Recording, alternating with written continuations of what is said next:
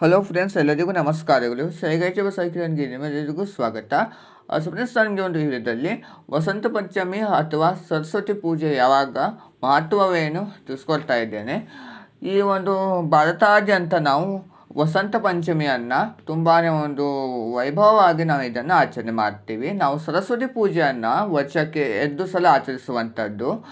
ಶರद ನವರಾತ್ರಿಗೆ ಒಂದು ಸಲ ನಾವು ಆಚರಣೆ ಮಾಡ್ತೀವಿ, ಅಂದರೆ ಅದು 7ನೇ ದಿವಸ, ಇಲ್ಲವಾದಲ್ಲಿ 8ನೇ ದಿವಸ ಮೂಲ ನಕ್ಷತ್ರಕ್ಕೆ ನಾವು ಆಚರಣೆ ಮಾಡ್ತೀವಿ. ಹಾಗೆ ಇನ್ನೊಂದು ವಸಂತ ಪಂಚಮಿ ದಿನದಂದು ನಾವು ಆಚರಣೆ ಮಾಡ್ತೀವಿ. ವಸಂತ ಪಂಚಮಿ ಒಂದು ದಿನದಂದು ಸರಸ್ವತಿ ದೇವಿಯ ಜನ್ಮೋತ್ಸವವಾಗಿರುತ್ತದೆ. ಸೊ ಆದ್ದರಿಂದ ಎಲ್ಲರೂ ಸಹ ಆಚರಣೆ ಮಾಡಬೇಕಾಗಿರುವಂಥ ಒಂದು ಹಿಂದೂ ಹಬ್ಬವಾಗಿದೆ ಈ ವಸಂತ ಪಂಚಮಿ.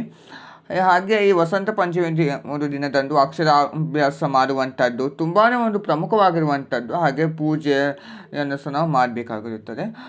ಈ ವಸಂತ ಪಂಚಮಿ ನಮಗೆ ಪ್ರಾರಂಭವಾಗುವಂಥದ್ದು 2ನೇ ತಾರೀಕು ರವಿವಾರ ಫೆಬ್ರವರಿ 9:15 ಪ್ರಾರಂಭವಾದರೆ, ಫೆಬ್ರವರಿ 3ನೇ ತಾರೀಕು ಸೋಮವಾರ ಬೆಳಿಗ್ಗೆ 6:53 ಅದು ಮುಕ್ತಾಯಗೊಳ್ಳುತ್ತದೆ. ಸೊ ನಾವು ಸೂರ್ಯೋದಯದ ತಿಥಿ ಗಣನೆ ತೆಗೆದುಕೊಂಡು ಫೆಬ್ರವರಿ 2ನೇ ತಾರೀಕು ರವಿವಾರ ಆಚರಣೆ ಮಾಡ್ತೀವಿ.